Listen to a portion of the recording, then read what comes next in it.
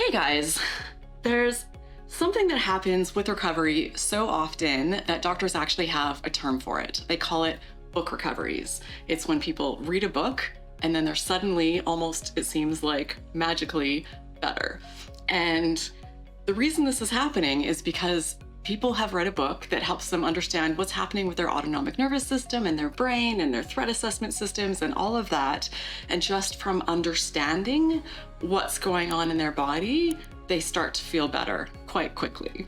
And the same thing can happen with videos. I've had people reach out to me and tell me that they have had significant improvement in their condition just from watching videos on this channel. So there are also video recoveries.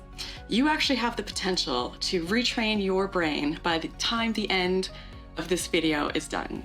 And that's just one video. So imagine what could be possible in 24 hours. So in this video, I'm going to cover how brain training works, how long it takes, and what factors slow down or speed up that process.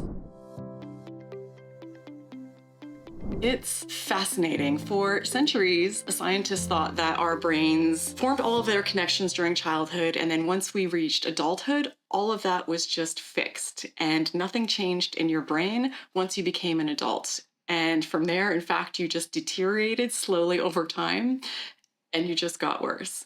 But in recent research, they've discovered that we retain the ability to change our brains throughout our entire lives. There's never a point where you're too old or it's too late to make changes and see differences. And this understanding of neuroplasticity, the term for what these changes in the brain is called, has completely changed the way we understand the potential for healing from many health conditions, including long COVID and ME/CFS. Some really quite recent developments in neurophysiology, which is just a fancy word for the study of our nervous system, have showed us or helped us understand how our autonomic nervous system and our brain turn on symptoms in our body and turn off.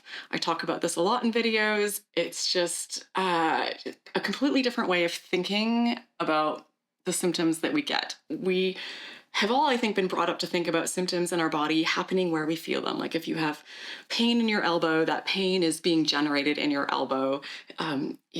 Where it is, where you feel it is where it's happening. But we now understand that symptoms are a tool from our body, our brain, our nervous system to help keep us alive. So we don't just suffer for the sake of suffering.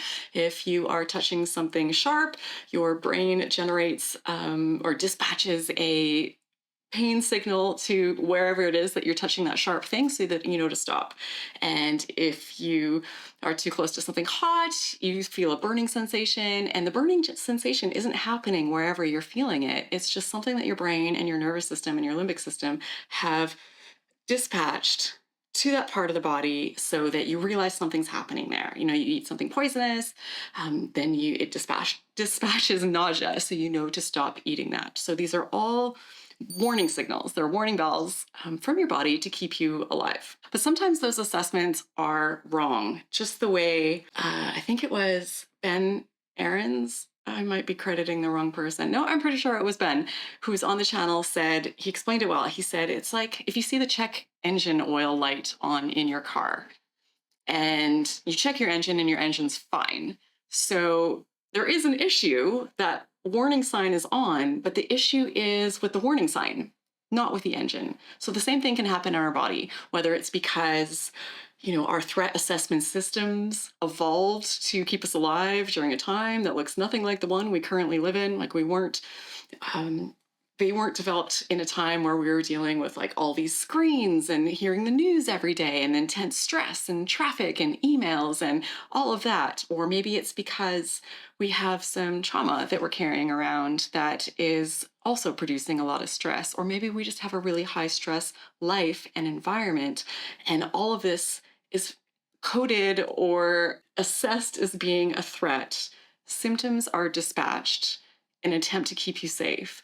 And if you think about it, if it's giving you symptoms, if it's sizing up, whether it's your environment, whether it's your external environment or your internal environment, or the thoughts that you're having, the things that you're carrying around as threats, and it's giving you symptoms, and yet you keep going out into this scary world, you keep having these extremely stressful feelings every day, it's just going to keep upping and upping and upping those symptoms in an attempt to keep you safe. It's like I'm screaming at you. You need to listen. Something is wrong, which is why people can be bedbound, completely debilitated. The symptoms are very real. The suffering is very real. The issue is that the threats are not, which is where the brain training and the neuroplasticity component comes in, because it's about re-regulating and retraining these systems to assess things properly. And not only that, we might have to deal with some of this stress in our life and eliminate it, or look at some of this trauma that we're carrying around and address it so that it can all calm down and not feel the need to give us all these alarm bells and these warning signs in the form of really horrible symptoms. So this is how people can have excruciating back pain in the absence of any structural damage that x-rays can find. Or people can have a limb amputated. So they might have their arm amputated, but they still have pain where that arm used to be. Or someone like myself gets diagnosed with ME/CFS, but I get every test done under the sun. Like, I got overseas tests done, I spent thousands of dollars, and everything came back telling me I was healthy and fine. So unnecessary alarm bells and unnecessary symptoms. So it's really interesting. New automations, so new pathways in our brain, are constantly being created as a result of the things that we think and see and feel and experience. And these are essentially rules that our brain lives by. So when I observe this, this happens. Like, this equals that, that equals that. Like, I touch a fire, I pull my hand back. And when those threat assessments get wonky or hypersensitive, it can be like exercise, danger, walking too long, danger, going outside of my house, danger. Many different things trigger a reaction. And our understanding of what's happening here is actually advancing every single year. There's been a lot in the last 20 years that we've come to understand, which is already mind-blowing. But apparently, I'm told, it's a really exciting time to be a neuroscientist, a brain scientist, because every year we have new understandings and new developments of what's happening here. So if you want to change your brain, how quickly can you do it?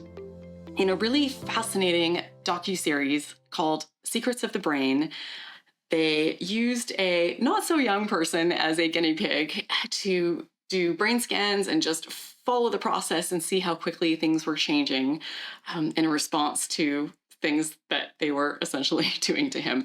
So that sounds weird and scary. It's not that bad. What they did is they temporarily glued two of his fingers together and then observed over the next 24 hours how long it took for his brain structure to change and for it to form new pathways, new rules, new automations for how to control the body. So with a series of before and after tests that they did that I won't bore you with the details with, but I'll link the docuseries in the video description if you want to, do a deep dive and see exactly what that's all about. They saw that within 24 hours, there were changes in the brain. It was giving new instructions to the body. Like, all of a sudden, the ring finger had more responsibility because this one became immobilized. And it's just really fascinating to see how quickly the brain adapts, creates new rules, and changes the way that your body works. There have been a lot of studies that show that changes in the brain happen over decades, over long periods of time, but recent research is showing that changes in our brain actually literally happen overnight, which is incredible. So brain retraining can happen really fast. And I get that when we hear stories, like one of my favorite examples is to share Nick, who I interviewed over in Australia. He read a book, Dr. John Sarno, the probably most popular book, Healing Back Pain, for book Recoveries. And then he went out and chopped down a tree. And I understand the reaction to be skeptical. And when I first started hearing these stories, I was a bit skeptical myself. But the science is there to back it. Our brains do change quickly. The important thing to note, though, is that these really rapid success stories that we see are the exception, not the norm. So your average person isn't going to read a book and then chop down a tree. It can happen, and there are different factors that can help speed up how plastic your brain is and how quickly you can create these new pathways and connections. But for the most part, it's going to take a little bit longer. So please know and definitely hear this, that rapid success is the exception. It's not the norm. According to the scientists that were in the docuseries that I mentioned, on average, to really solidify new pathways in the brain, it takes somewhere around 30 days. And there are a few different factors that can either slow down or speed up how quickly that happens. So let's take a look at what these factors are. So there's a really interesting experiment study that was done that really helps us understand one component of what makes brain training happen faster for some people and slower for other people. And what they did is they changed the way that a bike, just like a regular bicycle, works. Because most of us take for granted that there is a whole series of things mapped in our brains that we learned whenever we learn to ride a bike that makes it seem effortless when we get on a bike. But there's so many different things with balance, so many different things in our body, how we move, how our posture, what our arms are doing, what our legs are doing, what our core is doing. But over time, these pathways are so solidified and it's just automation. So we can get on and we can just do it. And it feels like it's no effort at all.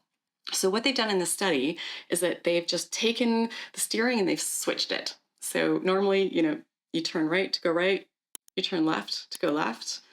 How they modified the bike is that to go right, you have to turn left. And if you want to go left, you have to turn right.